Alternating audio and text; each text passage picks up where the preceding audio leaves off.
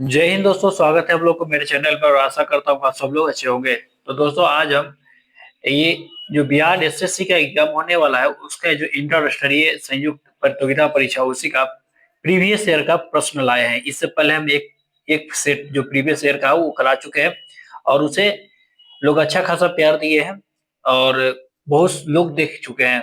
अगर आप लोग उसे नहीं अभी तक देखे हैं तो जरूर देखिए। और दोस्तों अगर चैनल पर नए हैं तो सब्सक्राइब जरूर करके जाइएगा। ठीक है। इसमें कुल 12 गो सेट है, 12 सेट आपको कराने वाले हैं। एक सेट हो गया, ये दूसरा सेट उसका है। और देखिए ये प्रीवियस ईयर करना जरूरी है इसलिए कि इससे क्वेश्चन की समझ आती है। और इसका अगर पीडीएफ अगर चाहते हैं तो हम यही अपना टेलीग्राम में इसको डाल दे रहे हैं। अगर आप लोग पीडीएफ को चाहिए तो आप लोग टेलीग्राम को जरूर ज्वाइन कीजिए। ठीक है। चलिए, प्रश्न नंबर 1 है कि नगर कोझिकोड कहलाता था। देखिए, कोझिकोड आपको पता होगा कि कोझिकोड जो था कालीकट को कहा जाता था। किसको? कालीकट को। ठीक है। याद रखिए कि कालीकट बंदरगाह जो था, ये कालीकट क्या था? बंदरगाह था। और यहीं पर ना सबसे पहले कौन आया था? Vasco D gamma. ये प्रश्न आता है कि वास्को डी गामा कब आया था? तो याद रखिएगा 17 मई 1948। ठीक है। Vasco D gamma. और इस समय कोझिकोड यानी कि कालीकट का ये कौन था? राजा कौन था? तजमुरीन था, वो उसको स्वागत किया था। इतना सारा आपको याद रखिएगा। ठीक है। चलिए नेक्स्ट देखते हैं कि 2 नंबर है कि राष्ट्रीय गीत किस इस उपन्यास से लिया गया? बताइए, राष्ट्रीय गीत वंदे मातरम कहाँ से लिया गया? तो आनंद मठ से। कहाँ लिया गया? आनंद मठ से। और देखिए वंदे मातरम यानी कि आनंद मठ किसका है? बंकिम चंद्र चटर्जी का। ठीक है, याद रखिएगा, बंकिम चंद्र चटर्जी का। और देखिए पूछे अगर राष्ट्रीय गीत सबसे पहले कहाँ गाया गया था तो 1896 के कलकत्ता अधिवेशन में, जिसकी अध्यक्षता किसने किया था? रहमतुल्लाह सयानी। रहमतुल्लाह सयानी ने किया था। ठीक है। तो ये सब आपको याद रखिएगा। और देखिए और बात किया जाए कि राष्ट्रीय गीत कितना कितना इसका समय अवधि क्या होता है? तो याद रखिएगा कि 65 सेकेंड का ये इसका समय अवधि है। ठीक है। और भारत सरकार ने सबसे पहले 26 जनवरी 1950 को राष्ट्रीय गीत या राष्ट्रीय गान दोनों को अपनाया गया था। चलिए, इतना सारा जरूरी है आपको याद करना। और यही देखिए एक ऑप्शन में दिया होगा गोरा। गोरा किसका उपन्यास है? तो गोरा हो जाएगा रविन्द्रनाथ टैगोर का। किसका है? रविन्द्रनाथ टैगोर का। याद रखिएगा, गोरा किसका? रविन्द्रनाथ टैगोर का। गोदान किसका है? तो गोदान होगा प्रेमचंद का। किसका होगा? प्रेमचंद का गोदान। ठीक है। अच्छा, देवदास किसका? इंपॉर्टेंट है, देखिए चारों इसमें इंपॉर्टेंट ऑप्शन है। देवदास किसका है? देवदास याद रहेगा शरत चंद्र चट्टोपाध्याय। ठीक है। चलिए अगला देखते हैं कि निम्न व्यक्तियों की समाधि स्थल को विजय घाट कहा जाता है। मतलब बताइए कि किसका समाधि स्थल को विजय घाट कहा जाता है? तो देखिए सबसे पहले बात किया जाए कि विजय घाट किसका कहा जाता है? याद रखिएगा लाल बहादुर शास्त्री का। अच्छा, भीमराव अम्बेडकर का क्या कहा जाता है? चैत्य भूमि। याद रखिएगा, भीमराव अम्बेडकर के समाधि स्थल को चैत्य भूमि कहा जाता है। अच्छा, इंदिरा गांधी के भूमि स्थल को क्या कहा जाता है? बताइए, इंदिरा गांधी के भूमि को शक्ति स्थल। याद रखिएगा, शक्ति स्थल कहा जाता है। अच्छा, राजीव गांधी के बताइए, राजीव गांधी के जो समाधि स्थल है उनको बोला जाता था वीर भूमि। क्या? वीर भूमि। याद रखिएगा। चलिए अच्छा, मुरारजी देसाई अगर ऑप्शन में रहता तो याद रखिएगा उनका मुरारजी देसाई को अभय घाट कहा जाता था और जवाहरलाल नेहरू का शांति वन। चलिए अगला देखते हैं 4 नंबर के प्रथम बार जवाहरलाल नेहरू ने कांग्रेस की अध्यक्षता किस वर्ष चुने गए थे? कब चुने गए थे? याद रखिएगा 1929 में। कब? जवाहरलाल नेहरू ने कुल 3 बार कांग्रेस की अध्यक्षता किए थे। नहीं नहीं, 3 नहीं, 4 होगा शायद। ठीक है, 4 बार। चलिए और देखिए बात किया जाए कि 1929 में क्या इंपॉर्टेंट था। ठीक है, बहुत इंपॉर्टेंट है 1929 का अधिवेशन। देखिए इस समय पंडित जवाहरलाल नेहरू अध्यक्ष बने थे 1929 का। और ये अधिवेशन जो है लाहौर में हुआ था। याद रखिए कहाँ हुआ था? लाहौर में हुआ था। ठीक है। और इसी समय ये 1929 के ही लाहौर अधिवेशन में ही सबसे पहले पूर्ण स्वराज की मांग किया गया था। पूर्ण स्वराज की मांग किया गया था। चलिए अगला देखते हैं कि झांसी की रानी के तौर पर कौन प्रसिद्ध है? देखिए झांसी की रानी के तौर पर कौन प्रसिद्ध है? लक्ष्मीबाई। ठीक है, सबको पता होगा। अच्छा, झांसी की रानी लक्ष्मीबाई के जन्म कहाँ हुआ है? तो याद रखिएगा प्रश्न आया हुआ है वाराणसी में। ठीक है, कहाँ हुआ है? वाराणसी में। ठीक है, इतना पे याद होगा। देखिए झांसी की रानी जो थी, यानी कि झांसी को 1853 में लॉर्ड डलहौजी ने व्यापक सिद्धांत के तहत पर इस झांसी को विलय कर लिया था, हड़प लिया था। ठीक है। और जब जहां 1857 की क्रांति जो हुआ था, तो उस समय झांसी से कौन सा ये जो था सेनापति था जो झांसी की रानी से यानी कि लक्ष्मीबाई से लड़ा था, तो हीरोज उसका नाम था। 6 नंबर प्रश्न है कि ब्रिटिश शासन के विरुद्ध कांग्रेस ने किस वर्ष असहयोग आंदोलन प्रारंभ किया था? तो असहयोग आंदोलन कब प्रारंभ किया था? तो 1920 में, आपको पता होगा 1920 में। अच्छा, जब वो असहयोग आंदोलन हो रहा था तो उस समय भारत का वायसराय कौन था? तो याद रखिएगा रीडिंग। कौन था? रीडिंग। याद होगा रीडिंग। देखिए रीडिंग के ही काल में 1922 में चौथा कारखाना अधिनियम भी आया था, ये भी याद रखिएगा। चलिए अगला देखते हैं, अगला क्या इंपॉर्टेंट है। अगला है कि एक मानचित्र में समान दाब वाले रेखा कहलाती हैं। देखिए समान दाब वाली जब रेखा होगा तो उसे आइसो बार कहते हैं। क्या कहते हैं? आइसो बार कहते हैं ना। चलिए क्या कहते हैं? आइसो बार, याद रखिएगा आइसो बार। नेक्स्ट देखते हैं। अच्छा, आइसो हाइट किसे कहते हैं? देखिए एक ऑप्शन मिल गया आइसो हाइट, ये प्रश्न आया हुआ इसलिए बोल रहा हूँ। आइसो हाइट याद रखिएगा, आइसो हाइट कहते हैं जहां समान वर्षा हो। आइसो हाइट क्या? यहाँ लिख देते हैं वर्षा। चलिए अगला देखते हैं। नेक्स्ट नेक्स्ट क्या है? मैकमोहन रेखा भारत तथा इस देश के सीमा पर है। बताइए मैकमोहन रेखा किस देश के बीच में? तो मैकमोहन रेखा भारत और किसके? चीन के। ठीक है। अच्छा, पाकिस्तान से कौन कौन हो जाएगा बताइए? पाकिस्तान से याद रखिएगा, पाकिस्तान से तो एक सबको पता होगा रेड क्लिफ, और एक और याद रखिएगा 24 डिग्री, 24 डिग्री जो रेखा है वो भी है। 24 डिग्री भी याद रखिएगा भारत और पाकिस्तान के बीच में। ठीक है। चलिए भारत और ये श्रीलंका का मध्य कौन है? ये आप लोग कमेंट में जरूर बताइए। ठीक है। चलिए अगला देखते हैं कि सतपुरा पर्वत श्रृंखला ताप्ती तथा इस नदी के बीच में है। देखिए बताइए सतपुरा पर्वत श्रृंखला किसके किसके मध्य में? ताप्ती और नर्मदा नदी, ताप्ती और नर्मदा नदी। ठीक है। कहा है? ताप्ती और नर्मदा नदी, याद रखिएगा। अच्छा, नर्मदा नदी अमरकंटक के मैकाल पहाड़ी का सर्वोच्च शिखर है। ठीक है, देखिए ये भी याद रखिएगा। ठीक है। चलिए अगला देखते हैं कि माउंट एवरेस्ट की ऊंचाई कितनी है? लगभग में बोला गया, लगभग में बोला गया तो यानी 8,850 आप लोग लगाइए। ठीक है, ऐसे एक्यूरेट 8,848.86 मीटर है, लेकिन लगभग है। चलिए ऑप्शन बी है। नेक्स्ट है क्या कि तलचर कोयला खान कहाँ है? देखिए इंपॉर्टेंट है कि तलचर कोयला खान कहाँ है? बताइए। तलचर कोयला खान आपका हो जाएगा कहाँ पर? तलचर हो जाएगा ओडिशा में। तलचर कहाँ है? ओडिशा में। ठीक है। छत्तीसगढ़ में कौन सा है? छत्तीसगढ़ में कोयला के खान याद रखिएगा, छत्तीसगढ़ में रायगढ़ है। ठीक है, रायगढ़ है। अच्छा, अगर झारखंड की बात किया जाए तो झारखंड में धनबाद हो जाता है, सिंहभूम हो जाता है, गिरिडीह हो जाता है, ये सब हो जाता है कहाँ? ये सब हो जाता है आपका झारखंड में, बिहार में नहीं है। चलिए अगला देखते हैं 12 नंबर की उस, देखिए उस प्रथम ग्रह ग्रह का नाम बताएं। नाम क्या है जिसके बारे में खोज ने बताया कि वहां 2 सूर्य उगता है? वहां 2 क्या होता है? सूर्य। तो केपलर 16b इसका राइट आंसर हो जाएगा, केपलर 16b। चलिए नेक्स्ट की ओर बढ़ते हैं। अच्छा, मतलब ये लगभग जो है ये 200 लगभग पृथ्वी से लगभग बोला जाता है जैसे 200 प्रकाश वर्ष ऐसे इसका दूरी है। नेक्स्ट 13 है कि जनजातीय संथाल इस राज्य में नहीं होते। देखिए संथाल जनजाति जो है वो बहुत सारे राज्य में है, जैसे कि बात किया जाए ओडिशा है, पश्चिम बंगाल है, झारखंड है, लेकिन कहाँ नहीं है? तो असम में नहीं है। कहाँ नहीं है? असम में नहीं है। ठीक है। देखिए झारखंड का और भी जनजाति क्या होता है याद रखिएगा आप लोग, मुंडा, हो, ओरवा, कोरवा, असुर, भैया, भूमिज, इतना सब याद रखेगा। अच्छा, पश्चिम बंगाल में तो कोई ऐसा जनजाति का नहीं आता है। उड़ीसा की बात किया जाए तो उड़ीसा में तो कोई भी ऐसा नहीं आता है। ऐसा आप लोग ऑप्शन को भी देखिएगा जरूर। चलिए नेक्स्ट देखते हैं इंपॉर्टेंट। नेक्स्ट क्या है कि भारत का विशालतम समुद्री तट यहाँ है। देखिए भारत का सबसे बड़ा समुद्री तट कौन है? ये सिंपल बताइए। तो ये हो जाएगा तमिलनाडु, ऑप्शन सी हो जाएगा तमिलनाडु, और ये चेन्नई हो जाएगा।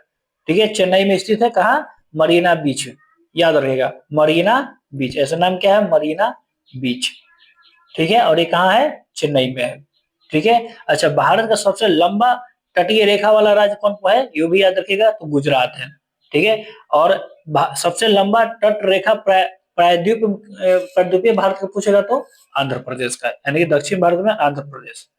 चलिए 16 नंबर है कि सबसे अंदर भूमि द्वारा घिरा पतन को क्या कहते हैं। देखिए सबसे अंदर भूमि द्वारा घिरा पतन को क्या कहा जाता है, ये बताइए। तो ये हो जाएगा तूतीकोरिन। और एक मिनट, नहीं, विशाखापट्टनम। विशाखापट्टनम हो जाएगा। सबसे अंदर भूमि द्वारा घिरा पटन कौन हो जाएगा, विशाखापट्टनम। विशाखापट्टनम कहाँ है, आंध्र प्रदेश में हो जाएगा। ठीक है। अच्छा, तूतीकोरिन बंदरगाह कहाँ है, तूतीकोरिन आपका हो जाएगा तमिलनाडु में। तूतीकोरिन कहाँ है, इंदौर कहाँ है बताइए, इंदौर, इंदौर में भी है तमिलनाडु में। ठीक है। और कांडला कहाँ है, कांडला आपका हो जाएगा गुजरात में। और याद रखिए कांडला से कि भारत का एकमात्र ज्वारीय बंदरगाह भी है। कौन सा बंदरगाह है, भारत का एकमात्र ज्वारीय बंदरगाह भी कौन है, कांडला है। ठीक है। चलिए अगला देखते हैं, नेक्स्ट देखते हैं। नेक्स्ट है कि दिल्ली से कोलकाता को जोड़ने वाले, इंपॉर्टेंट है कि दिल्ली से कोलकाता को जोड़ने वाला राष्ट्रीय मार्ग कौन है। देखिए कौन कौन है, दिल्ली से कोलकाता, दिल्ली से कोलकाता, तो आपका होगा नेशनल हाईवे नंबर 2। ठीक है। देखिए पूछेगा कि भारत का सबसे लंबा राजमार्ग कौन है, सबसे लंबा बोलेगा तो NH-44, याद रखेगा NH-44। अच्छा, और यही पूछेगा भारत का सबसे छोटा राजमार्ग कौन है, तो NH-47A, 47A है, और ये लगभग 6 किलोमीटर का है। ठीक है। चलिए अगला देखते हैं, नेक्स्ट। नेक्स्ट है कि केसर के उत्पादक राज्य कौन है। केसर का उत्पादक सबको पता होगा, ऑप्शन सी हो जाएगा जम्मू कश्मीर। रबर का उत्पादन बोलेगा तो केरल याद रखिएगा। ठीक है। पंजाब में प्रति हेक्टेयर गेहूं जो है उसको ज्यादा है, प्रति हेक्टेयर गेहूं की बात करेगा तो ज्यादा है। ठीक है। और गुजरात की बात करेगा तो गुजरात में याद रखिएगा मूंगफली, ये सब जो है ये सब ज्यादा होता है गुजरात में। चलिए 19 नंबर है कि रबी का फसल की कटाई कौन से मौसम में होती है। देखिए रबी की फसल की कटाई कौन से होता है बताइए। ठीक है। तो देखिए ये हो जाएगा आपका मार्च में। देखिए जून जुलाई में बोया जाता है रबी, ये भी याद रखिएगा कि जून जुलाई में बोया जाता है रबी की फसल। नहीं नहीं, ये खरीफ में बोया जाता है, सॉरी, जून जुलाई जो अब आने वाला उसमें तो खरीफ बोया जाएगा। और नवंबर दिसंबर में वो क्या होता है, खरीफ कटा जाता है। और रबी की बात किया जाए तो अक्टूबर नवंबर में बोया जाता है। ठीक है। चलिए अगला देखिए कि बिहार में स्थित इस्पात संयंत्र है, बताइए बिहार में कौन सा इस्पात संयंत्र है, तो ये हो जाएगा आपका टिस्को। ठीक है। कौन हो जाएगा, टिस्को। कौन हो जाएगा आपका, ये टिस्को। एक मिनट दोस्तों, डाटा में, चलिए टिस्को हो जाएगा। और ये बताइए कि टिस्को की स्थापना कब हुआ था, तो टिस्को की स्थापना याद रखिएगा 1907 में हुआ था, याद रखिएगा। ठीक है। और बिहार में ये स्थापना हुआ था, बिहार के झारखंड में हुआ था उस टाइम, बिहार में हुआ था 2001 में। चलिए, हालांकि अब ये झारखंड में है। ठीक है, पहले हुआ था। चलिए 21 नंबर है कि नरौरा नाभिकीय संयंत्र केंद्र का यहाँ पर स्थित है। नरौरा का इंपॉर्टेंट है, नरौरा याद रखिएगा उत्तर प्रदेश में हो जाएगा। कैग कर्नाटक में हो जाएगा, कैगा याद रखिए, कर्नाटक में हो जाएगा कैगा। ठीक है। अच्छा, रावट भाटा कहाँ है बताइए, इसमें नहीं लिखा हुआ। रावट भाटा याद रखिएगा राजस्थान में, कलपक्कम तमिलनाडु में हो जाएगा, कागड़ापारा गुजरात में हो जाएगा, और एर्नाकुलम कहाँ जाएगा, ये तमिलनाडु में है। ये सब याद जरूर रखिएगा।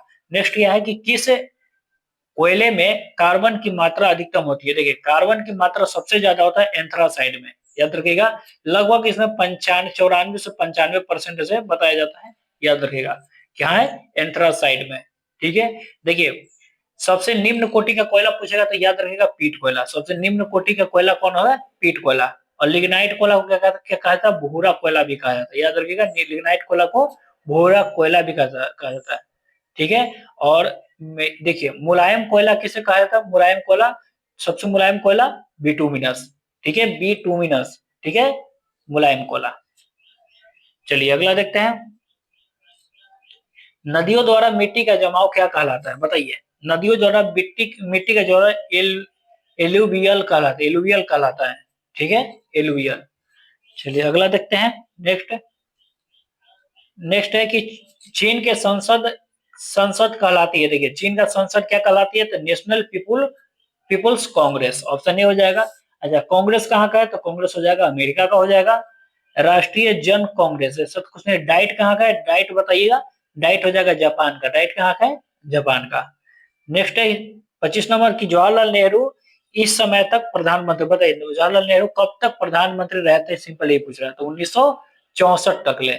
देखिए 1947 से लेकर 1964 तक इनका कार्यकाल था, याद रखिएगा। ठीक है, चलिए अगला देखते हैं। 26 नंबर की भारत में संघ शासित प्रदेश की संख्या कितनी है। तो वर्तमान में भारत में संघ शासित प्रदेश की संख्या 8 हो जाएगी। ये ऑप्शन पहले का है, तो याद रखिएगा 8 हो जाएगी। ठीक है, कितना है, 8 है। ठीक है, और राज्य की बात करें तो राज्य कितना है, 28 राज्य है। ठीक है, चलिए अगला देखते हैं। 27 नंबर की भारत का प्रथम महिला मुख्यमंत्री कौन है। देखिए भारत की पहली महिला मुख्यमंत्री हो जाएगी आपका सुचेता कृपलानी। सुचेता कृपलानी, और सुचेता कृपलानी याद रखिएगा ये यूपी के मुख्यमंत्री बने थे। कहाँ के, यूपी के मुख्यमंत्री बने थे। नेक्स्ट देखते हैं आपका 28 नंबर की इस व्यक्ति ने लोकसभा चुनाव में सबसे ज्यादा वोट से जीतने का विश्व रिकॉर्ड बनाया था। किसने बनाया था सबसे ज्यादा, तो रामविलास पासवान ने जीते थे। ठीक है, ऑप्शन ए इसका राइट आंसर हो जाएगा। नेक्स्ट देखते हैं कि किसे फ्रंटियर गांधी के नाम से जाना जाता है, बताइए। फ्रंटियर गांधी किसको, खान अब्दुल गफ्फार खान। खान अब्दुल गफ्फार खान। ठीक है, खान अब्दुल गफ्फार खान। नेक्स्ट देखते हैं कि इस वर्ष प्रथम व्यक्ति अंतरिक्ष में गया था, बताइए। पर सबसे पहले अंतरिक्ष में कब गया था, तो 1961 में गया था। कब गया था, 1961 में। ठीक है, अच्छा, और ये जो अंतरिक्ष जो गया था ये रूस का गया था। सबसे पहले याद रखिएगा, सबसे पहले अंतरिक्ष में जाने का रिकॉर्ड है यूरी गागरिन। हाँ देखिए नाम याद कर रहे थे, यूरी गागरिन, यही था उसका नाम। जो सबसे पहले अंतरिक्ष में गया था यूरी गागरिन, और ये रूस का था। कहाँ गया था, रूस का। अच्छा, चंद्रमा पर बात करेगा तो सबसे पहले कौन गया था, तो 1969 में नील आर्मस्ट्रांग गया था, और ये अमेरिका का था। ये भी याद रखिएगा, चंद्रमा पर। अच्छा, पूछा है कि प्रथम भारतीय जो पुरुष जो थे वो अंतरिक्ष में जो गए थे वो कौन है, तो ये हो जाएंगे राकेश शर्मा 1984 में। ये भी याद रखिएगा 1984 में राकेश शर्मा। और प्रथम भारतीय महिला जो अंतरिक्ष में गई थी तो ये हो जाएगी कल्पना चावला 1997 में। ठीक है, नेक्स्ट देखते हैं कि ओमेगा 3 एक इसका वर्ग है, बताइए ओमेगा 3 किसका वर्ग हो जाएगा, तो वसीय अम्ल का हो जाएगा। वसीय अम्ल का हो जाएगा। विटामिन का खोज किसने किया था, तो विटामिन का खोज याद रखिएगा फंक ने किया था। चलिए 32 नंबर प्रश्न है कि निम्नलिखित में से कौन सा परमाणु संरचना के सिद्धांत से संबंधित नहीं है। ठीक है, तो क्यूरी जो है परमाणु संरचना के सिद्धांत से इसका संबंध बिल्कुल नहीं है, तो ऑप्शन डी इसका राइट आंसर हो जाएगा। नेक्स्ट है कि इस धातु के यौगिक कुछ सिरों तक साबुन दोनों घटक है, बताइए। किस धातु के यौगिक कुछ सिरों शीशों तथा साबुन के घटक है, बताइए। तो हो जाएगा आपका पोटेशियम। कौन हो जाएगा, पोटेशियम। ऑप्शन बी इसका राइट आंसर हो जाएगा पोटेशियम। नेक्स्ट है 34 नंबर की इस तत्व के परमाणु भार मानक के रूप में लिया जाता है, बताइए। किस तत्व के परमाणु भार को मानक के रूप में लिया जाता है, सबसे आसान प्रश्न है ये, और ये हो जाएगा कार्बन। और कार्बन 12 को लिया जाता है, ये भी याद रखिएगा, कार्बन 12। 35 नंबर है कि हाइड्रोजन के समस्थानिक की संख्या कितनी है। हाइड्रोजन के 3 समस्थानिक है, प्रोटियम, ड्यूटेरियम और ट्राइटियम। प्रोटियम, ड्यूटेरियम और ट्राइटियम। अच्छा, हाइड्रोजन का खोज किसने किया था, तो कैवेंडिश ने किया था, ये भी याद रखिएगा, कैवेंडिश। ठीक है, हाइड्रोजन में परमाणु संख्या की बात किया जाए तो एक होता है हाइड्रोजन के समस्थानिकों, समस्थानिक की संख्या बात की जाए तो 3 होता है। ठीक है, चलिए समस्थानिक अभी बताएं 3। चलिए नेक्स्ट है कि पिच ब्लेड इसका यस्क है, बताइए। पिच ब्लेड किसका यस्क हो जाएगा, तो यूरेनियम का यस्क है पिच ब्लेड। पिच ब्लेड किसका है, यूरेनियम का। ठीक है, अच्छा आयरन यानी कि लोहा की बात करेगा तो याद रखिएगा hematite, magnetite, siderite, limonerite, limonite, sorry limonite. कौन कौन हो जाएगा, लोहा की ये फिर से एक बार सुनिए, हेमेटाइट, मैग्नेटाइट, सिडेराइट, लिमोनाइट। ठीक है, एल्यूमिनियम का बताइए, एल्यूमिनियम तो इंपॉर्टेंट है, सबसे इंपॉर्टेंट तो बॉक्साइड ही आ जाता है। फिर ये भी याद रखिएगा क्रायोलाइट, कोरंडम और फेल्सपार। क्रायोलाइट, कोरंडम और फेल्सपार किसका हो जाएगा, एल्यूमिनियम का। अच्छा, कॉपर का हो जाएगा क्यूप्रिक, क्यूप्राइड। कॉपर का हो जाता है क्यूप्राइड हो जाता है। ठीक है। और कॉपर का भी याद किया जाए तो बाकी तो कॉपर ग्लास ये सब तो याद होगा। चलिए अगला देखते हैं। देखिए ये सब याद रखिएगा। देखिए पिंच ब्लेड के अलावा यूरेनियम का एक और याद रखिए, कार्नेटाइट। कार्नेटाइट ये भी याद रखिएगा, ये भी हो जाता है यूरेनियम का। देखिए इतना बता देते हैं क्योंकि इंपॉर्टेंट है एग्जाम के लिए। ठीक है, नहीं तो ऐसे तो हम टिक लगाते सब चल जाएगा, तुरंत 20 मिनट में खत्म हो जाएगा। ठीक है। चलिए अगला देखते हैं कि मिश्र धातु एल्युमिनियम जो होता है ब्रॉन्ज में उच्च अनुपात में उपस्थित तत्व है। बताइए मिश्र धातु एल्युमिनियम ब्रॉन्ज में उपस्थित उच्चतम अनुपात में कौन उपस्थित होता है, ये बताइए। तो ये हो जाएगा आपका तांबा, ऑप्शन सी हो जाएगा तांबा। ठीक है। अच्छा देखिए एक प्रश्न आता है कि पीतल का मिश्रण कौन है, तो याद रखिएगा पीतल का मिश्रण कॉपर और कौन है, जिंक है। ये भी याद रखिएगा पीतल का। चलिए अगला देखते हैं नेक्स्ट क्या है। नेक्स्ट है कि अकार्बनिक यौगिक से संश्लेषण प्रथम कार्बनिक यौगिक कौन है, इंपॉर्टेंट है। तो इसका राइट आंसर हो जाएगा यूरिया। कौन हो जाएगा, यूरिया। यूरिया में 46% याद रखेगा क्या होता है, नाइट्रोजन होता है। ठीक है, यूरिया में 46% क्या होता है, नाइट्रोजन होता है। नेक्स्ट देखते हैं कि वर्टुज अभिक्रिया, वर्टुज अभिक्रिया इस प्राप्त करने हेतु प्रयुक्त होता है। बताइए किसका प्रयोग होता है, तो ये हो जाएगा एल्केन का, ऑप्शन ए हो जाएगा एल्केन का। अच्छा एल्केन का सूत्र बताइए। ठीक है, एल्केन का सूत्र कौन बताएगा, CnH2n+2। ठीक है, ये याद रखिएगा। नेक्स्ट क्या है कि सिरके का पीएच लगभग कितना होता है, बताइए। सिरके का पीएच लगभग 3 होता है। सिरके का पीएच वैल्यू कितना होता है, 3। देखिए अगर 7 पीएच बात किया जाए तो याद रखिएगा ये उदासीन होता है। पीएच जिसका भी 7 हो क्या होता है, उदासीन। न अम्ल होता है न क्षार होता है। 7 से कम वाला को अम्ल कहते हैं और 7 से अधिक वाला को क्षार कहते हैं, दोनों याद रखिएगा। नेक्स्ट क्या है कि ग्लिसरॉल में प्रथम एल्कोहलिक समूह संख्या है, बताइए। तो ये हो जाएगा ऑप्शन सी यानी कि 2। नेक्स्ट देखते हैं नेक्स्ट प्रश्न। दोस्तों चैनल को जरूर से जरूर सब्सक्राइब तो जरूर कीजिएगा। ठीक है। चलिए अगला है कि प्रकाश संश्लेषण का प्रथम उत्पादक है, बताइए। प्रकाश संश्लेषण का प्रथम उत्पादक हो जाएगा आपका ग्लूकोज। कौन हो जाएगा, ग्लूकोज। नेक्स्ट है कि मशरूम। देखिए नेक्स्ट क्या है कि मशरूम क्या है, बताइए। मशरूम क्या है, मशरूम तो सिंपल है, कवक है। ठीक है, और याद रखिएगा मशरूम में 94% तक क्या होता है, प्रोटीन होता है। ठीक है। देखिए ईस्ट भी बोलेगा तो याद रखिए ईस्ट भी कवक हो जाता है। इंपॉर्टेंट प्रश्न ये है कि कवक के अध्ययन को क्या कहते हैं, तो कवक के अध्ययन को कहते हैं माइकोलॉजी। ठीक है, क्या कहते हैं, माइकोलॉजी कहते हैं। ठीक है। चलिए अगला है 44 नंबर प्रश्न कि यह एक प्रखंड का उदाहरण है, बताइए इसमें कौन सा है जो प्रखंड का उदाहरण हो जाएगा, तो हो जाएगा अदरक। कौन हो जाएगा, अदरक। अच्छा हल्दी क्या है, यहाँ पर हल्दी याद रखिएगा, हल्दी ये मतलब जो अदरक है उसको प्रकंद कहते हैं। ठीक है। आलू को कंद कहते हैं, ये भी याद रखिए, आलू को कंद कहते हैं। प्याज और लहसुन रहता है तो उसको उसको बल्ब कहते हैं। ठीक है। और लहसुन प्याज दोनों को कहते हैं। ठीक है, तो हो ही गया। नेक्स्ट देखते हैं कि सबसे जोर से बोल सकने वाला जंतु कौन है, बताइए। सबसे जोर से बोलने वाला। ठीक है, तो ये आपका हो जाएगा नील हवेल। कौन हो जाएगा, ऑप्शन बी। सबसे जोर से बोलने वाला जंतु हो जाएगा नील हवेल। चलिए अगला देखिए। देखिए नील हवेल के बारे में और बात किया जाए तो याद रखिएगा कि ये सबसे बड़ा स्तनधारी है। सबसे बड़ा स्तनधारी कौन हो जाएगा, नील हवेल हो जाएगा। हाथी को तो सबको पता होगा, विरासत पशु है। चलिए 46 नंबर प्रश्न है कि प्रकाश संश्लेषण तथा श्वसन का समान उत्पादन क्या है। प्रकाश संश्लेषण और श्वसन का समान उत्पाद क्या है, तो याद रखिएगा ये हो जाएगा आपका जल। ऑप्शन डी इसका राइट आंसर हो जाएगा जल। नेक्स्ट देखते हैं 47 नंबर की, यह अंतःस्रावी ग्रंथि का एक उदाहरण है, कौन, थायराइड। थायराइड एक अंतःस्रावी ग्रंथि है। ठीक है, तो ऑप्शन सी इसका राइट आंसर हो जाएगा। नेक्स्ट है 48 नंबर की, कौन सा अंग जो है पीत का स्राव करता है, बताइए। पीत का स्राव का पूछेगा तो ये बताएगा तो याद रखिएगा यकृत। पीत का स्राव होता है यकृत। और देखिए पीत का संचय तो पूछेगा, संचित कहाँ होता है, तो पित्ताशय में होता है। और पीत का पीएच वैल्यू याद रखिएगा 7.7 होता है। ठीक है, यानी कि पीठ क्या होता है, क्षारीय होता है।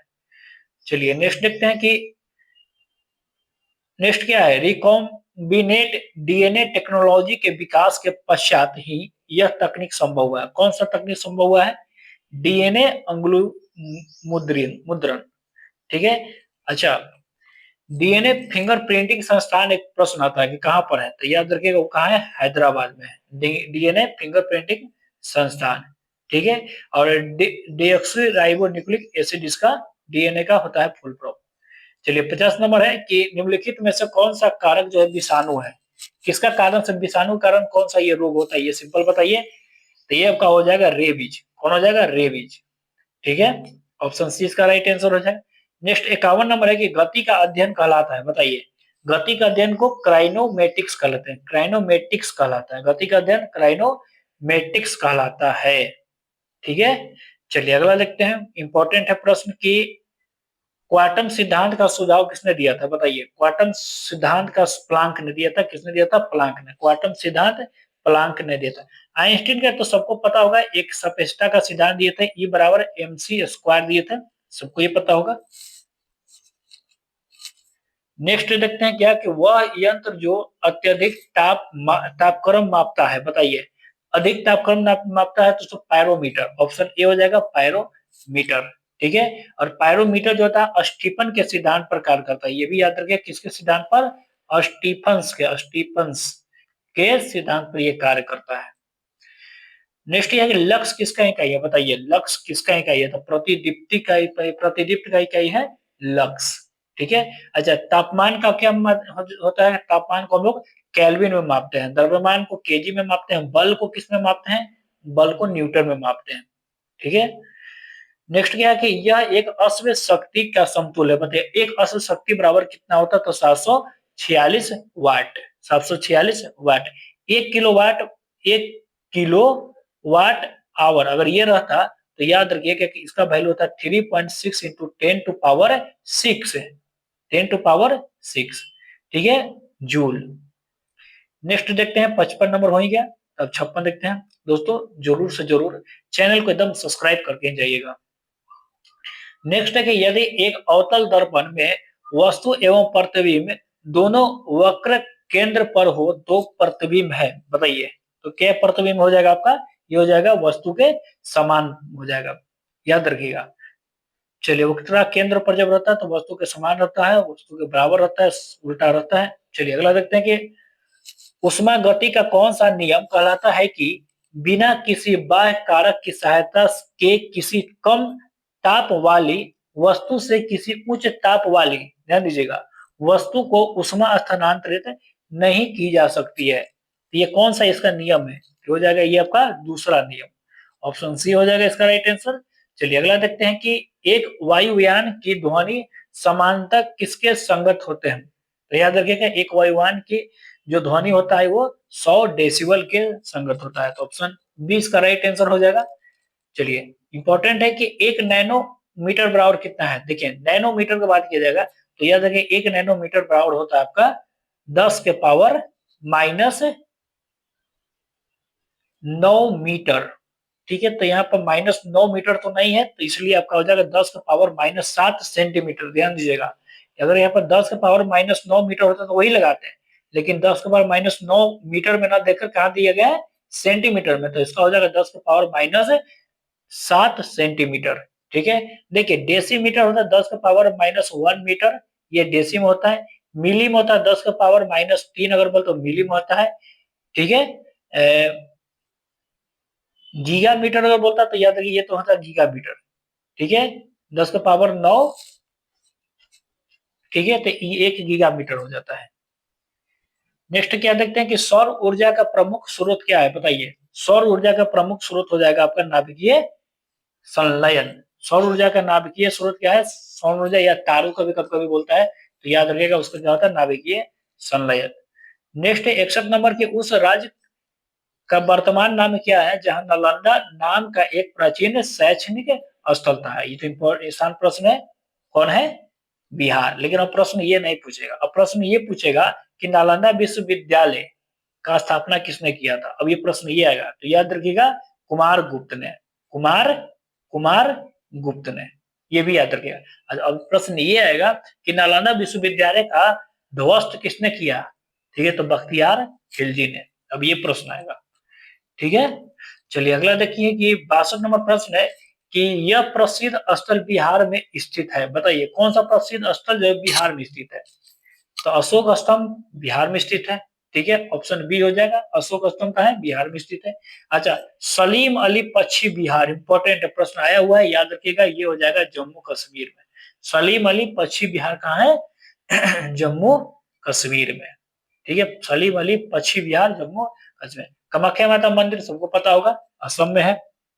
चलिए 63 नंबर प्रश्न है कि किस लेखक ने जासूसी पत्र पात्र, ठीक है, पोइरोट की रचना किया था? पोइरोट की रचना किसने की? क्रिस्टी ने। ऑप्शन है 20 का राइट आंसर हो जाएगा। नेक्स्ट 64 नंबर है कि किस लेखक के प्रसिद्ध चरित्र जीवंश की रचना की थी? किस लेखक ने प्रसिद्ध चरित्र जीवंश की रचना किया था? तो ये हो जाएगा आपका वुड हाउस ने किया था। 65 नंबर प्रश्न है कि इस राष्ट्र का राष्ट्रीय प्रतीक सिंह नहीं है। बताइए किस राष्ट्र का राष्ट्रीय प्रतीक सिंह नहीं है? तो ये हो जाएगा आपका पाकिस्तान। पाकिस्तान का तो राष्ट्रीय चिन्ह चमेली का फूल है। ठीक है, बाकी सबका राष्ट्रीय प्रतीक के सिंह है। याद रखिए पाकिस्तान का कौन है? चमेली का फूल ये है। अच्छा, भारत अगर आता है तो भारत का क्या है? अशोक स्तंभ, अशोक चक्र। ठीक है, चलिए अगला देखिए 66 नंबर है कि यह दिवस इक्विनोक्स कहलाता है। बताइए इक्विनोक्स। ठीक है, तो याद रखिएगा कि 21 मार्च कौन हो जाएगा? 21 मार्च। अगर 23 सितंबर भी रहता तो ये भी याद रखिएगा, 23 सितंबर, 21 मार्च और 23 सितंबर।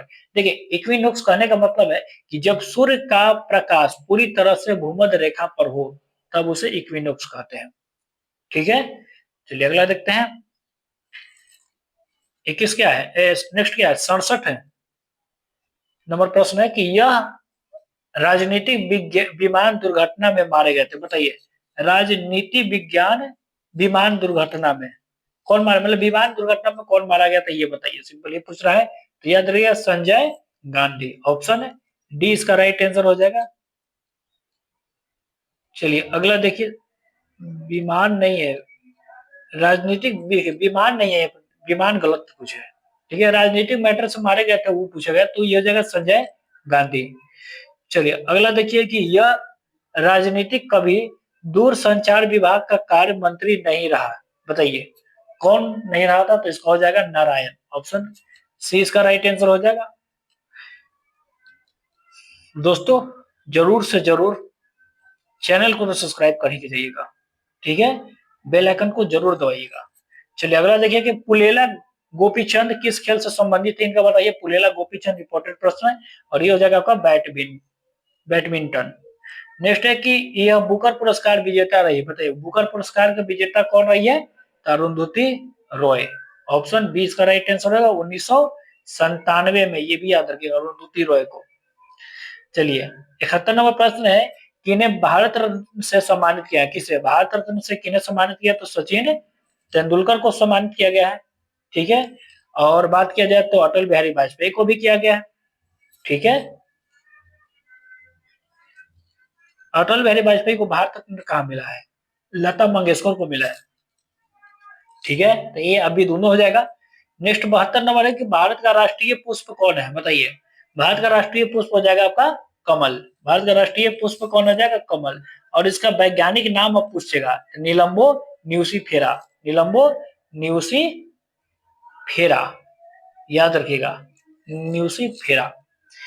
चलिए अगला देखिए 73 नंबर प्रश्न है कि भारत का राष्ट्रीय कैलेंडर का पहला माह कौन होता है? बताइए भारत का राष्ट्रीय कैलेंडर जो है इसका पहला माह जो होगा वो हो जाएगा आपका चैत, और फाल्गुन सबसे अंतिम होता है, ये भी याद रखिएगा। देखिए राष्ट्रीय कैलेंडर को 1957 अपनाया गया था, और डेट भी अगर पूछेगा तो ये भी याद रखिएगा 22 मार्च को अपनाया गया था। ठीक है, और किस पर आधारित है? शक संवत पर आधारित है। 74 नंबर प्रश्न है कि 5 सितंबर इस कारण से मनाया जाता है। बताइए 5 सितंबर किसके याद में मनाया जाता है? शिक्षा दिवस, राधा कृष्णन। ऑप्शन है सी, बहुत ही आसान है प्रश्न। 75 नंबर प्रश्न है कि इस पुस्तक पर आधारित यूट्यूब वीडियो बहुत लोकप्रिय था। बताइए किस पर आधारित था। तो ये उस समय करंट अफेयर है, हालांकि इसको स्किप भी कर सकते हैं। ठीक है, 76 नंबर है कि यह राज्य नमक उत्पादन नहीं होता। बताइए नमक उत्पादन किस राज्य में नहीं होता है, सबको पता होगा। जो तटीय जो देश होगा उसी में नमक नमक उत्पादन होगा, बाकी नहीं। ऑप्शन बी हो जाएगा, बिहार इसका राइट आंसर है। 77 नंबर प्रश्न है कि भारत में पहली बोलती फिल्म, इंपॉर्टेंट है, भारत की पहली बोलती फिल्म कौन है? ये है अलार अलार अलाम कलाम अलाम आलम आरा, सॉरी आलम आरा कौन हो जाएगा? आलम आरा। देखिए इंपॉर्टेंट ये है कि ये कब बना था, तो ये याद रखिएगा 1931 में। ठीक है, 1931 में। ऑप्शन है सी इसका राइट आंसर है। चलिए अगला देखते हैं 78 नंबर की, सर्वश्रेष्ठ फीचर फिल्म राष्ट्रीय पुरस्कार प्राप्त करने वाली पहली फिल्म कौन थी? बताइए। तो ऑप्शन बी हो जाएगा श्यामची आई। नेक्स्ट देखते हैं कि वाक्य जस्ट डू इट किस कंपनी से संबंधित है? जस्ट डू इट किस कंपनी से हो जाएगा? नाइट से, नाइक नाइक ऑप्शन है बी डी इसका राइट आंसर है। नेक्स्ट क्या है कि ए,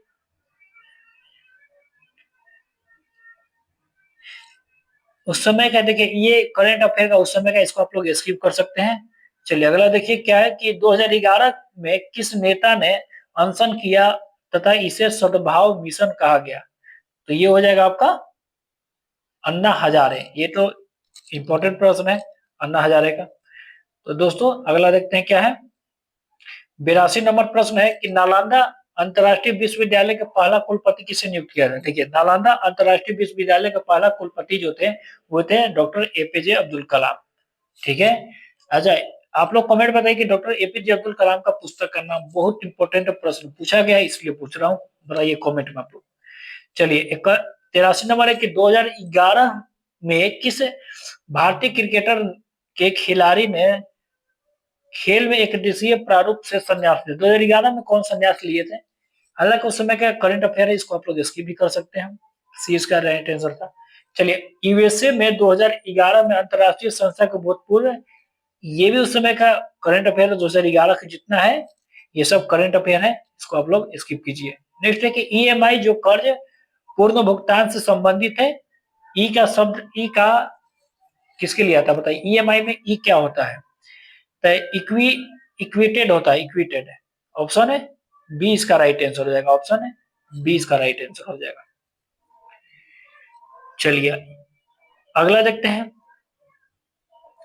भारत में श्वेत क्रांति के पिता यानी श्वेत क्रांति का जनक किसे कहा जाता था? वर्गीज कुरियन। ऑप्शन सी इसको राइट आंसर। और देखो वर्गीज कुरियन का मृत्यु कभी कभी पूछ जाता है, तो याद रखिएगा 2013 में इनकी मृत्यु हुआ था। कब हुआ था? 2013 में इनकी मृत्यु हुआ था।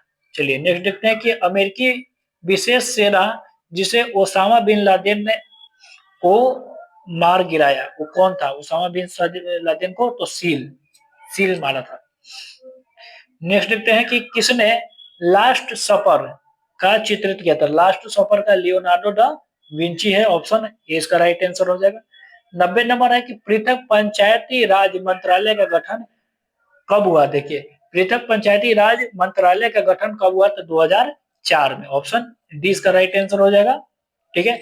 अच्छा, पंचायती राज का किस आर्टिकल में पूछेगा? तो आर्टिकल याद रखिएगा ये 40 में हो जाएगा। और ये 73वां संविधान संशोधन 1992 के द्वारा हुआ था। ठीक है। और लागू कब पंचायती राज हुआ था? याद रखिएगा 24 अप्रैल 1993 को। ठीक है, इसलिए 24 अप्रैल को क्या मनाते हैं? पंचायती राज दिवस हम लोग मनाते हैं। चलिए 91 नंबर प्रश्न है कि निम्नलिखित में से कौन अन्य तीन समूह तीनों तीनों का समापित करता है? बताइए इसका राइट आंसर देखिए ऑप्शन ए हो जाएगा परितंत्र। नेक्स्ट यहां से मैथ का प्रश्न स्टार्ट होता है। देखिए मैथ और रीजनिंग है, आप लोग इसे बहुत प्रेम भाव से आराम से बनाइए। और जो प्रश्न आपको नहीं आता है तो आप लोग टेलीग्राम पर पर्सनली हमको मैसेज कर सकते हैं, उसको हम टेलीग्राम ग्रुप में इसका सोल्यूशन या बनाकर हम भेज सकते हैं। आंसर दिया हुआ है, इसका पीडीएफ प्योर जो पीडीएफ है वो हम आपको टेलीग्राम को ग्रुप में ही डाल देंगे। तो आप लोग वहां से इसको पहले बनाइए, सेट देखिए, इससे क्या होता है आपका रिविजन भी हो जाएगा, 100% याद हो जाएगा। ठीक है। तो और प्रश्न अगर नहीं आता है तो जरूर से जरूर कमेंट कीजिए, मैसेज कीजिए, हम आपको हेल्प करेंगे। ठीक है। और दोस्तों नेक्स्ट वीडियो बहुत जल्द आने वाला है, इसलिए चैनल को सब्सक्राइब कीजिए, बेल आइकन को जरूर से जरूर दबा के जाइए, और चैनल को सब्सक्राइब तो करने के बाद वीडियो को लाइक करके जाइएगा। ठीक है, तो मिलते हैं अगले वीडियो में, तब तक के लिए जय हिंद जय भारत।